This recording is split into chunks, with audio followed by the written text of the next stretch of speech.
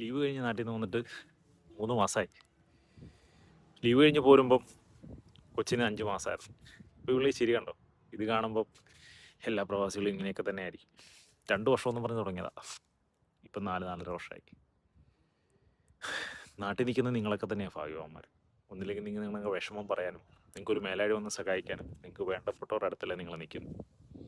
ഓരോ പ്രവാസികളുടെ അവസ്ഥയാണ്. ഞാൻ ആരോട് എൻ്റെ കുറ്റങ്ങളും കുറവുകളും അല്ലെങ്കിൽ എൻ്റെ പരിഭവങ്ങളും പറയും? എൻ്റെ ചുറ്റിനുമുള്ളവരെല്ലാവരും ഇതേ അവസ്ഥയുള്ളവരോ. ഞാൻ ആരോട് ചെന്ന് പറയും? ചിലപ്പോഴൊക്കെ ഞാൻ ഓർക്കാറുണ്ട്, നമ്മൾ നിർത്തിപ്പോരുക എന്ന് പറയുമ്പോൾ നമ്മുടെ വീട്ടുകാരോട് പോലും നെറ്റി ഒളുങ്ങുന്നത് നമ്മൾ ശ്രദ്ധിക്കാറുണ്ട്. വേറെ ഒന്നും കൊണ്ടല്ല, നമ്മൾ പൈസ ഉണ്ടാക്കുന്ന ഒരു യന്ത്രം, അല്ലെങ്കിൽ നമ്മളിവിടെ നിൽക്കണമെന്നൊക്കെ ആഗ്രഹിക്കുന്നവരാണ് അവരും. നിർത്തിപ്പോരുമെന്ന് കേൾക്കുമ്പോൾ അവർക്കും ഒരു ബുദ്ധിമുട്ട്. എല്ലാ പ്രവാസികളുടെ അവസ്ഥ ഇതൊക്കെ തന്നെയാണ്. വണ്ടി ഓടുന്നത്രയും അങ്ങോട്ട് ഓടട്ടെ. ഈ പിള്ളേരുടെ ചിരിയും കളിയൊക്കെ കാണുമ്പോഴാണ് തീർത്തും അങ്ങ് മിന്നി പൊട്ടുന്നത്, പറ്റാതെ വരുന്നത് പ്രവാസം. പക്ഷേ ഇതൊരു ട്രാപ്പാണ്. പ്രവാസം ഒരു വെടിക്കെട്ട് ട്രാപ്പാണ്. എനിക്ക് മനസ്സിലായി.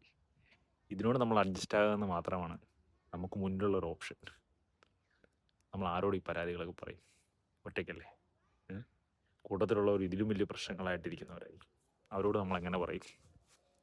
സ്വന്തം വീട്ടിൽ സ്വന്തം മക്കളുടെ അടുക്കെ ഒരു വിരുന്നുകാരെ പോലെ ചെല്ലുന്ന എല്ലാ പ്രവാസികളും ഞാൻ ഈ വീഡിയോ ഡെഡിക്കേറ്റ് ചെയ്യുന്നു. Bye bye.